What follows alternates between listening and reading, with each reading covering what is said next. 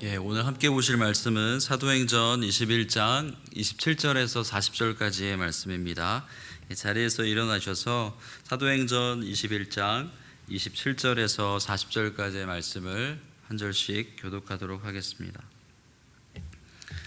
제가 먼저 27절 읽겠습니다.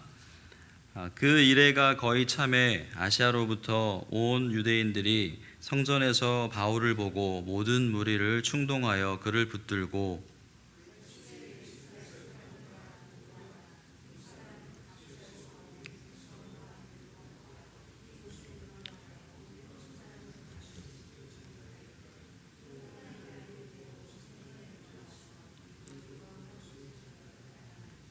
이는 그들이 전에 에베소 사람 드로비모가 바울과 함께 시내에 있음을 보고 바울이 그를 성전에 데리고 들어간 줄로 생각함이러라.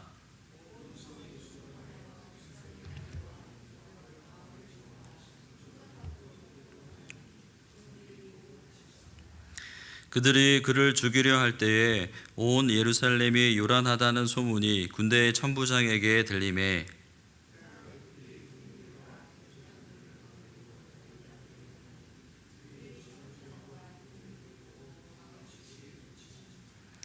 이에 천부장이 가까이 가서 바울을 잡아 두 쇠사슬로 결박하라 명하고 그가 누구이며 그가 무슨 일을 하였느냐 물으니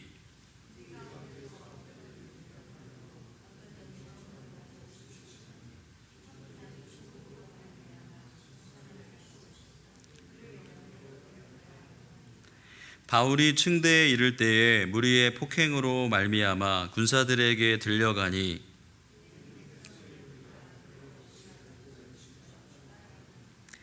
바울을 데리고 영내로 들어가려 할 그때에 바울이 천부장에게 이르되 내가 당신에게 말할 수 있느냐 이르되 내가 헬라 말을 아느냐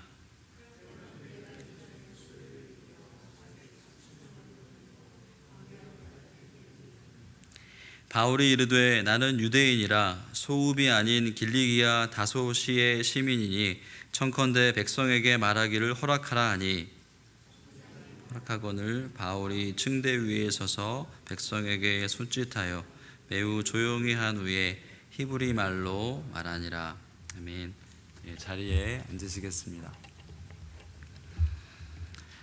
바울은 예루살렘에 도착해서 이방인 선교에 대해 보고하기 위해서 예루살렘 교회 야고보 담임 목사님을 찾아갔습니다. 거기에는 마침 다른 장로들도 있었습니다. 보고를 듣고는 다 함께 바울 일행을 통해 행하신 그 하나님의 역사를 찬양했습니다. 그런데 한 가지 율법의 열성을 가진 그 유대인들이 바울에 대한 그 왜곡된 소문으로 오해하고 있다는 얘기가 나왔습니다. 이런 오해를 풀고자 바울은 나시린 서원을 끝낸 사람들과 함께 그 정결 예식을 행하라는 조언을 받아들였습니다. 가난한 그들의 제사 비용과 머리 깎는 비용을 대신 지불함으로써 바울 자신도 율법 자체를 행하지 않게 하는 것은 아니다라는 그 오해를 풀기 위해서였습니다. 바울이 이렇게 한 것은 이방이건 유대인이건 상관없이 한 영혼이라도 더 구원하려는 바울의 마음 때문이었습니다. 오늘 본문을 보면 이런 바울의 노력에도 불구하고 오해는 쉽게 풀리지 않았습니다. 바울이 나시린 서원을 하는 4명과 함께 정결 예식을 행하고 아마도 그래서 성전 안쪽 뜰에 그들과 함께 있었을 것입니다. 그런데 바울이 성전에 있는 이 모습을 보고 아시아에서 온 유대 사람들이 그 장면을 목격했습니다. 불과 일주일 전에는 그 예루살렘에 거주하는 그 유대인들과 사역 보고도 하고 조언도 듣고 이렇게 정결 예식을 행하고 있습니다. 그런데 이런 일련의 상황을 모르는 아시아 지역에서 온 유대인들이 바울을 붙잡은 것입니다. 지금 이 상황은 바울로서는 꽤 억울한 상황입니다. 그때 당시 성전들은 크게 두 구역으로 나누어져 있었습니다. 성전 안쪽들이 있었고 이방인들도 출입할 수 있는 성전 바깥쪽들이 있었습니다. 양쪽들은 1.3m가 넘는 담장으로 구분해 놓았습니다. 그리고 담장을 통과할 수 있는 문이 있었습니다.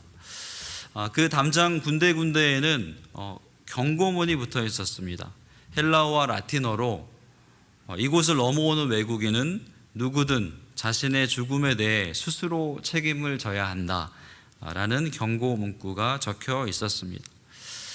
그래서 아시아에서 온 그 유대인들이 바울이 이 경고문도 무시하고 지금 성전 안쪽 뜰에 이방인들을 데리고 왔다고 착각한 것입니다. 그 유대인들의 주장이 29절 말씀입니다. 이는 그들이 에베소 사람 드로비모가 바울과 함께 성내에 있는 것을 전해 보았으므로 바울이 그를 성전에 데리고 들어왔으리라고 생각하였기 때문이다. 예루살렘에 살던 유대인들이 아니었습니다. 아시아에서 온 유대인 무리들이 드로비모가 바울과 함께 있는 것을 전해 보았고 지금 그래서 그와 같은 이방인을 데려온 것이라고 착각한 것입니다. 드로비모는 소아시아 지역 그 에베소 출신의 이방인 그리스도인입니다. 드로비모는 바울의 3차 전도 여행 당시에 마케도니아와 아시아 지역 교회들이 예루살렘 교회의 가난한 성도들을 위해서 모은 그 구제 헌금을 전달할 때 동행했던 사람 중 한 명이었습니다. 그리고 바울과 함께 예루살렘까지 동행했습니다. 그렇기 때문에 바울이 이방인 드로비모를 성전 안쪽들에 데리고 간 것이다 라고, 그래서 바울이 성전을 더럽힌 죄를 지은 것이다 라고 고발한 것입니다. 처음에도 말씀드렸지만 사실 바울은 성전 안쪽 뜰에 나시린 서원을 한 사람 4명과 같이 정결 예식을 행하고 있었을 것입니다. 그런데 바울이 지금 드로비모와 같은 이방인들과 같이 있는 것으로 그렇게 오해받은 것입니다. 그 아시아에서 온 그 유대인들의 주장은 억지 주장이고, 그리고 사건의 진상을 제대로 파악하지 않고 바울을 성전 모독죄로 몰아서 죽이려는 행위입니다. 자신들의 목적을 달성하기 위해서 경고문의 내용을 명분으로 바울을 죽이려고 하고 있습니다. 바울이 성전을 더럽혔다는 그 거짓 혐의를 듣고 선동된 폭도들에게 바울이 습격을 당했습니다. 그런데 사실 이 사건의 진상은 예루살렘에 있던 유대인들이 바울에게 조언을 해준 대로 한 것뿐입니다. 바울이 대가 지불하고 한 영혼이라도 얻기 위해서 행하고 있는 상황입니다. 그런데 지금 이 조언을 해줬던 그 유대인들은 바울이 죽음의 위기에 처해 있는데 어디에 있는 것입니까? 오늘 본문에는 그 사건의 진상을 밝혀줄 그들이 어디에 있는지 알 수가 없습니다. 정작 바울을 구출해낸 사람은 로마 군인들이었습니다. 그들이 오히려 사건의 진상을 파악하려 했습니다. 성난 군중들이 바울을 죽이려고 할 때에 온 예루살렘이 소요에 휘말렸다는 그 보고가 천부장에게 올라간 것입니다. 그래서 천부장은 즉시 병사들과 백부장들을 거느리고 바울에게로 달려간 것입니다. 폭도들은 다행히 천부장과 군인들을 보고는 바울을 때리는 것을 멈췄습니다. 모여있는 사람들에게 천부장이 물어보니까 저마다 큰 소리로 서로 다른 얘기들을 하고 있었습니다. 그래서 할 수 없이 진상을 제대로 파악하기 위해서 병역 안으로 바울을 둘러매고 끌고 갔다고 누가가 기록하고 있습니다. 바울을 병역 안으로 데리고 가는 그 와중에도 폭도들은 난폭하기 짝이 없었습니다.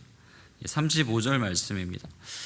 바울이 층계에 이르렀을 때에 계단인데요. 그 계단에 이르렀을 때에 군중이 하도 난폭하게 굴었기 때문에 군인들이 그를 둘러매고 가야 하였다. 큰 무리가 따라오면서 그 자를 없애버려라 하고 외쳤다. 바울을 이렇게 없애버려라 하고 하는 이 외침은 25년 전에 예수님을 십자가에 못 박으라 그렇게 외쳤던 군중들을 떠올리게 합니다. 예수님이 하나님 아버지의 뜻에 순종하여서 십자가 지셨던 것처럼 바울도 성령 하나님께 순종하는 삶을 실천하고 있습니다. 우리도 삶과 사역 가운데 늘 하나님의 그 말씀에, 하나님의 뜻에 순종하게 되기를 바랍니다. 바울은 병영으로 끌려가면서 헬라어로, 그리그로 천부장에게 말을 걸었습니다. 천부장은 바울이 그 헬라어를 얘기하는 것에 놀랐습니다. 그러면서 바울에게 반문하는 내용이 38절 말씀입니다. 그러면 당신은 얼마 전에 폭동을 일으키고 4천 명의 자객을 이끌고 광야로 나간 그 이집트 사람이 아니요 하고 반문하였다. 천부장은 바울을 단검을 소지하고 다녔던 그 애굽인 폭도의 리더로 생각한 것입니다. 그런데 바울이 헬라어를 유창하게 말하는 것을 듣고는 애굽 출신의 난동자가 그가 생각하고 있던 그 난폭한 사람이 아닌 것을 알게 되었습니다.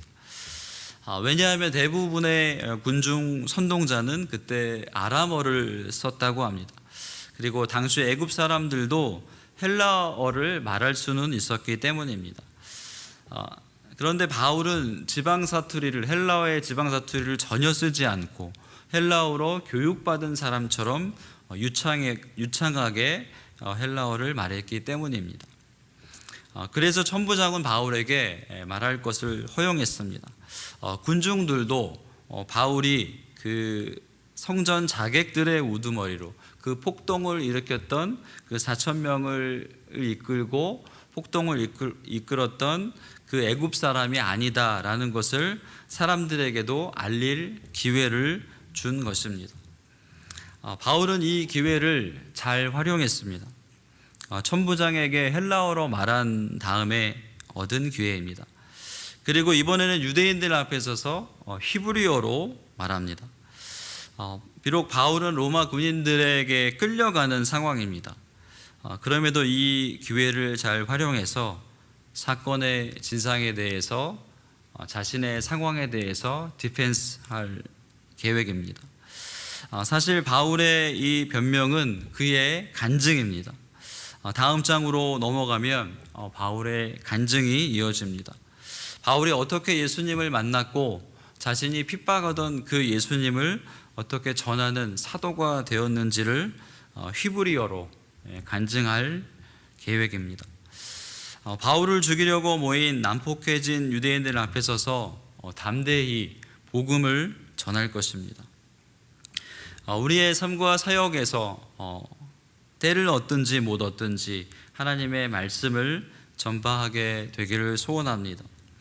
평안할 때나 환난 가운데서도 하나님의 말씀을 담대히 선포할 수 있는 용기를 갖기 원합니다. 기도하겠습니다.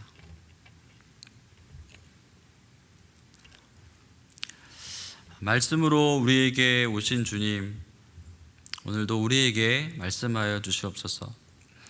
함께 모여 예배하고 기도의 시간을 갖습니다. 우리의 기도 가운데 먼저 하나님의 나라와 의를 구하게 하여 주시옵소서. 그리고 오늘 또 말씀 후에 기도 후에 이어질 홈리스 사역도를 위해서도 기도합니다. 하나님, 그들에게 양식을 나누고 그들을 섬길 때에 하나님의 말씀도 부지불식간에 선포되는 은혜가 있기를 소원하고 이를 위해 준비하는 모든 손길들 가운데 하나님께서 축복하여 주시옵소서. 하나님, 교회 안에 몸이 아프고 마음이 힘든 분들이 계십니다. 수술 후에 온전히 회복해 하시고 그리고 가정들이 하나가 되기를 간절히 소원합니다. 어머님을 먼저 떠나보낸 집사님과 유가족들을 위로하시고 마음에 하나님이 주시는 참된 평화가 있게 하여 주시옵소서. 우리의 일상에서도 항상 마지막이 있음을 기억하게 하여 주시옵소서. 그렇기 때문에 더더욱 때를 얻든지 못 얻든지 하나님의 말씀을 나눌 수 있게 하여 주시옵소서. 오늘 하루의 삶도, 그리고 우리의 일주일도, 우리의 한 달도, 우리의 1년도 매일매일 성실히 살아가게 하여 주시옵소서. 이 모든 말씀을 참 좋으신 예수님의 존귀한 이름으로 기도드렸습니다. 아멘.